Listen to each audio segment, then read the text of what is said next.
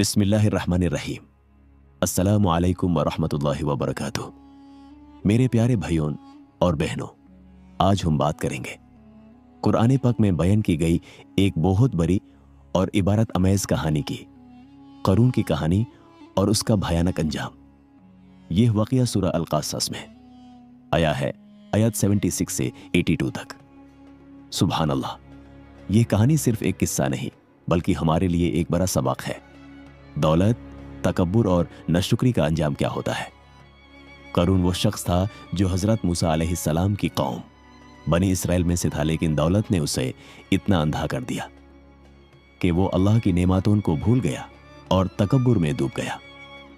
अल्लाह ताला फरमाता है सूरह अल-क़सस में, तर्जुमा, बेशक करून मूसा की कौम में से था, फिर उसने उन पर बगावत की और हमने उसे ऐसे खजाने दिए कि उनकी कुंजियां एक मजबूत गिरोह के लिए भारी थी।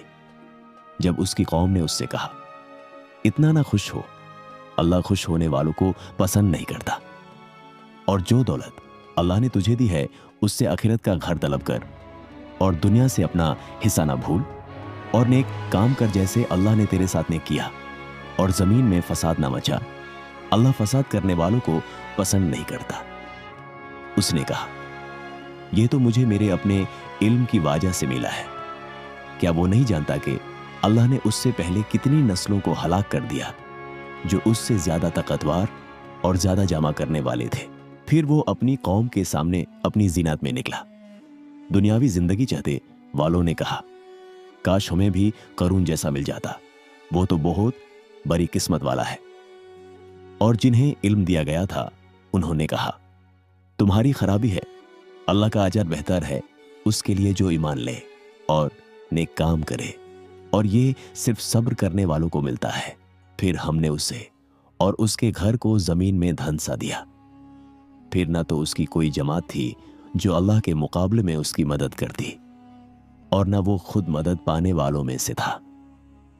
और जो लोग कल उसकी जगह तमन्ना कर रहे थे, सुबह को कहने लगे, अफसोस, अल्लाह अपने बंदों में से जिसके लिए चाहे रिज़्क़ कुशारा करता है और तंग। अगर अल्लाह हम पर मेहरबानी ना करता तो हमें भी धंसा देता। अफसोस, काफिरों को फलाह नहीं मिलती। करून बनी इसराइल का था, हजरत मूसा अलैहिस्सलाम का करीबी रिश्तेदार। रिवायतों में आता है कि वो तोरा का बहुत अच्छा कारी था, आवाज में नूर था, इसलिए उसे मुनव्वर कहते थे। लेकिन दौलत ने उसे मुनाफिक बना दिया। अल्लाह ने उसे इतने खजाने दिए कि सिर्फ कुंजियां उठाने के लिए मजबूत मर्दों का गिरोह चाहिए था। सोचिए कितनी दौलत होगी, सोने चांदी के ढेर, महाल, गुलाम, सब कुछ। लेकिन उसने शुक्र अदा करने की बजाय तकब्बुर किया। कौम के नेक लोगों ने नसीहत की, इतना फख्र न कर, अल्लाह फख्र करने वालों को पसंद नहीं। दौलत से आखिरत का घर बना, दुनिया का हिस्सा ना भूल, हलाल खाना पीना, नेक काम कर जैसे अल्लाह ने तेरे साथ किया, जमीन में फसाद ना फैला, जुल्म, बुख्ल। लेकिन करून ने कहा, यह सब मुझे मेरे इल्म और मेहनत से मिला है। वो अल्लाह की नेमतों को अपनी तदबीर समझ बैठा, नाशुक्री की इंतहा। फिर एक दिन वो अपनी जीनत में निकला, सोने के कपड़े, घोड़े, नौकर।